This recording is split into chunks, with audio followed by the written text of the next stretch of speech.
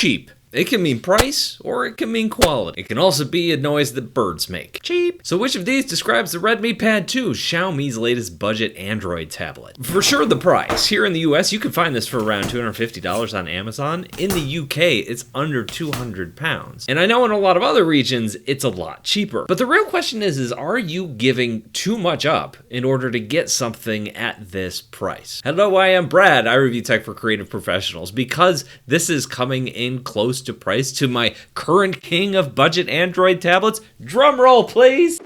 That's not it. That's a picture of a ukulele. No, that's Microsoft's Clippy.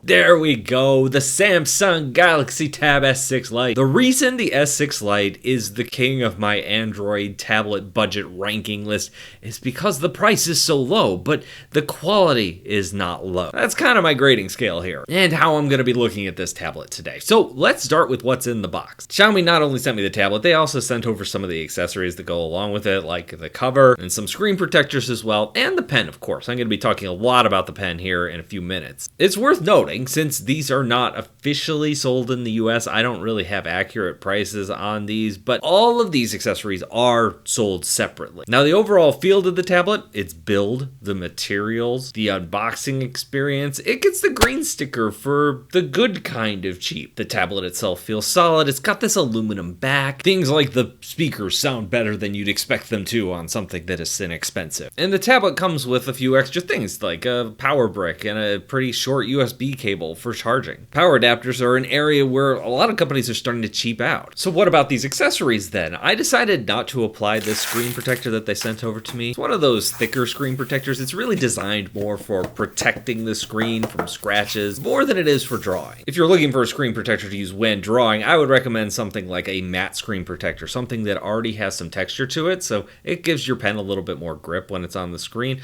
Also, those screen protectors tend to be thinner, because if you get a thicker screen protector on there, it can affect the pen, adding a little bit more wave to the line, a little more inaccuracy. So anyway, the point is I'm not going to grade the screen protector because I decided not to use it. Now this case, it works, I guess. The case is kind of cheap feeling. Red sticker for you. It wraps around the edges of your device, so it makes it feel more bulky than it really is. There's no magnets that hold it in place or anything like that, so oftentimes with these covers, what you'll find is the magnet will secure itself just a little bit to the screen, so it's not flopping around, it's not sliding around when you're carrying it. That's not happening here. Now, the good news here is that it does fold back around itself in this little triangle shape. So you can set it at your desk to watch content, or you can flip it around the other way, and it makes for a great drawing angle, which is a plus in my book. So at the end of category 1, how does this rank compared to our king?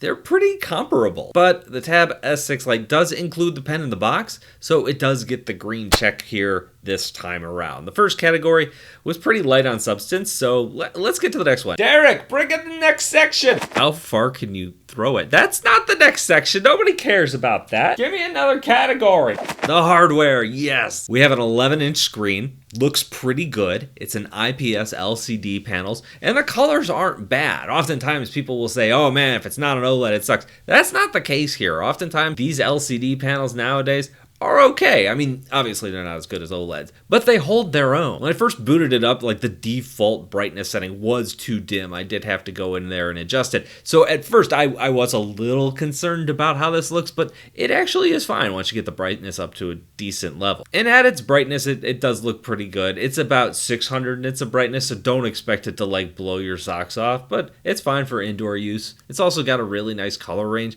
The wallpaper that they picked out looks really good. It shows how the colors can actually pop on this thing. And it's also worth noting this has a 90 hertz refresh rate, not the standard 60 hertz refresh rate you see on these kind of budget tablets. So the animations and just kind of moving around the tablet do feel a little bit more snappy than they do on many budget tablets. One area where you are going to notice some of those cut corners though are the viewing angles. They're not really that great here. Now oftentimes with a tablet you're actually setting it in front of yourself, or you can move it around in your hands, so you don't really have to worry about viewing angles quite as much as you you do maybe on a larger size monitor or a TV in a room where you might not be looking at it directly head on. But when drawing on it, if this is down on an angle on your desk, that is something you should be aware of, because you're probably not going to be hovering it over it at a perfect 90-degree angle. So when you're picking out colors or trying to decide on something, make sure that you are looking at it head on before you decide if it's bright enough or you need to adjust the contrast. This has a 16:10 aspect ratio with a resolution of 1600 by 2560.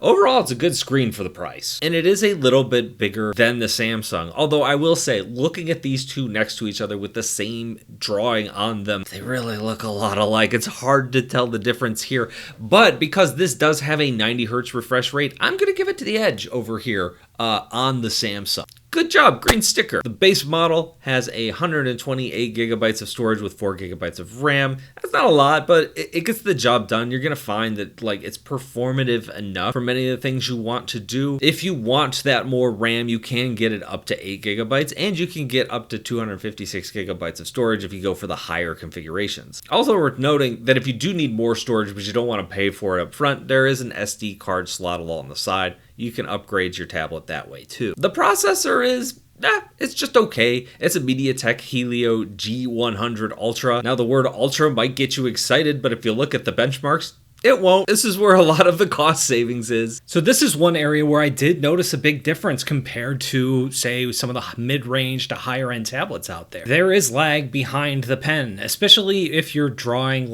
slow lines. You're going to definitely see it. When you're sketching and moving quickly, it's less noticeable. The pen seems to catch up, or your eye just doesn't quite notice it.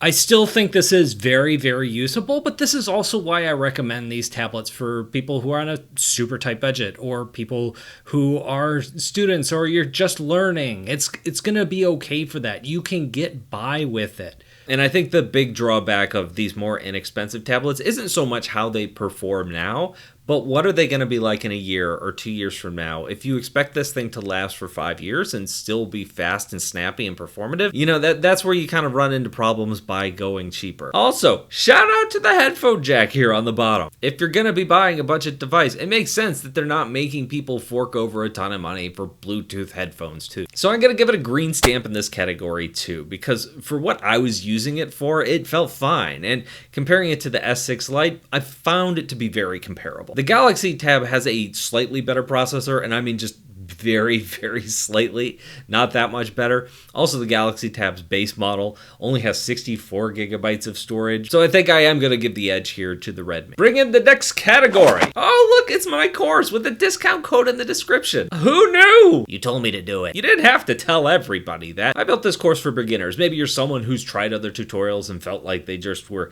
too advanced, and you're like, man, I need some kind of base level of skill before I can tackle the more high-end stuff. That's who it's for, so check out the link in the description if you want to learn more about that course. There's also a discount code. We're moving on to the pen. I told you we were going to talk about the pen. Like almost all Android tablets, they're using a standard USI stylus here. I feel like I've reviewed 100 tablets with this same exact stylus just this year alone, but I went back and I checked. This is only the 6th. Just feels like the 100th, and technically I'm not allowed to complain until we get to 10, which at this rate should be November. Stay tuned for the Brad USI Stylus Ranting Hour featuring Sammy the Stylus, a random Android tablet, and Dale the Murder Goat.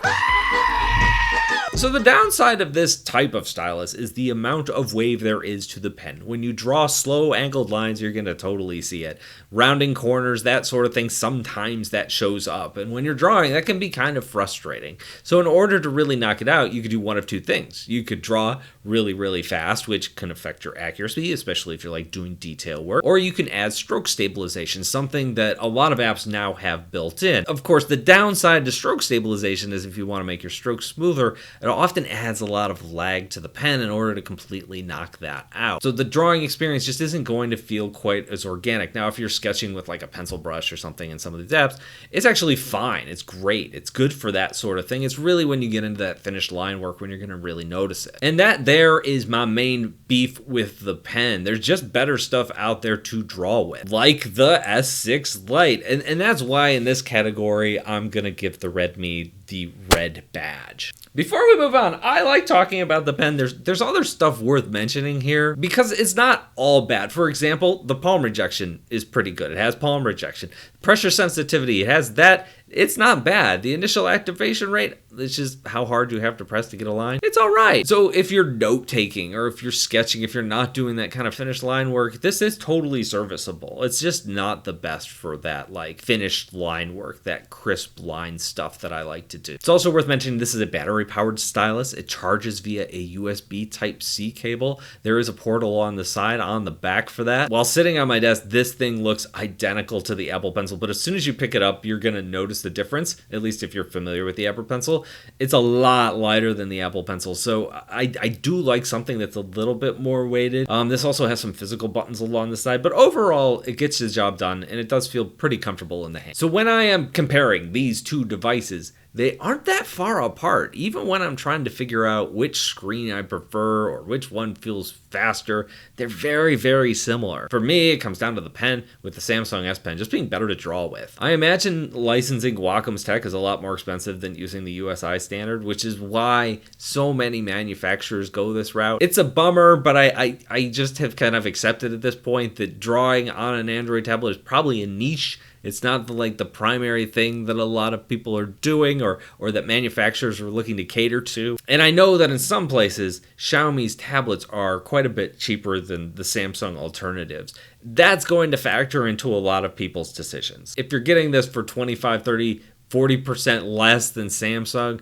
maybe putting up with some of those things that I don't care for in the pen are totally worth it to you. That makes sense. Now for US buyers, there is an elephant in the room here with Xiaomi as a brand. You can buy this in the US, but Xiaomi used to be banned here, and that ban was lifted a few years back. So technically it's not officially released here in the United States. Like just because you can find it doesn't mean that they've actually rolled it out. So yes, you can find it on Amazon, but it also means that product support might be kind of spotty. You might not be able to return this really easily. You might not be able to get a replacement for this if it's defective if you're living in the United States, and that might scare a lot of folks off. All right, let's get to the Q&A. Question 1, get a microscope and slow-mo camera. Check out the screen and pen response time. Show the real difference of the digital drawing devices. So at the core of this question is really about lag, and that comes down to a couple factors. I think one of the factors is the processor. I think that's a big factor here. You are going to see lag in apps like Krita. High Paint, I saw some lag.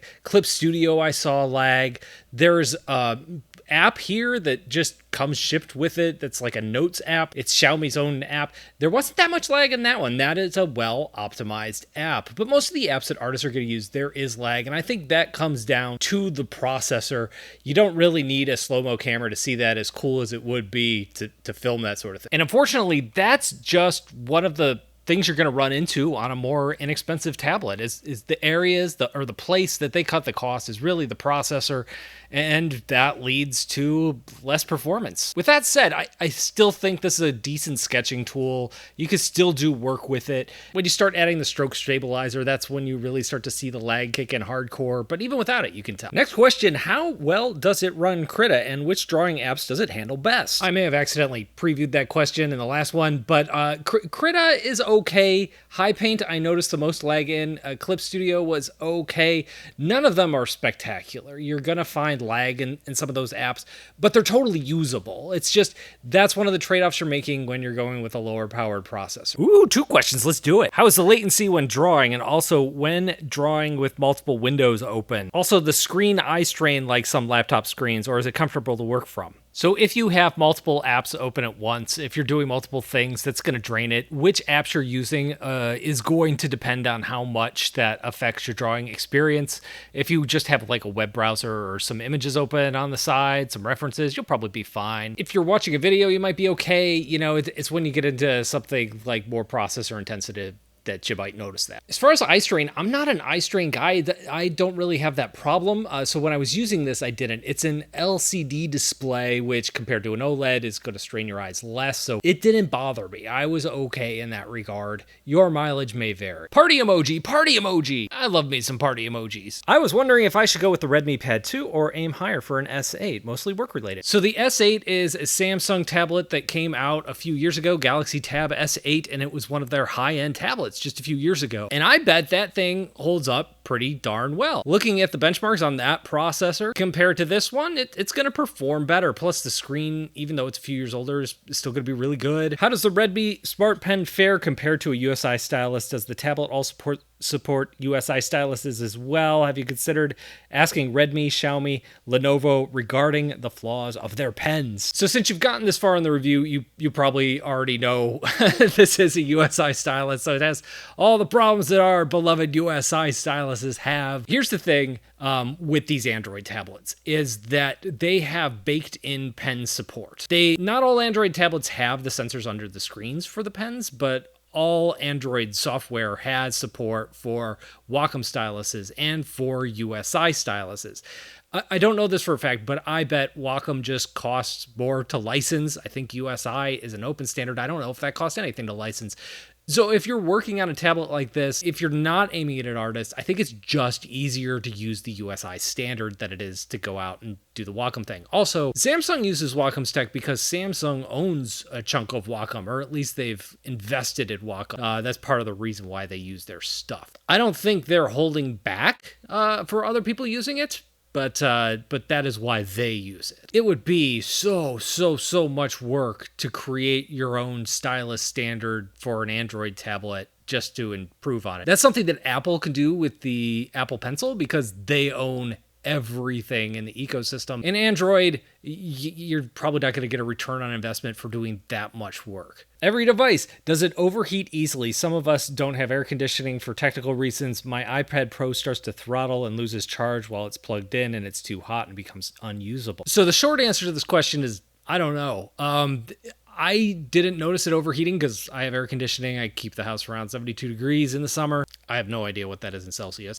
But my guess would be yes. If your iPad Pro is overheating, if other devices have overheated on you, you'd probably run into a similar problem with this.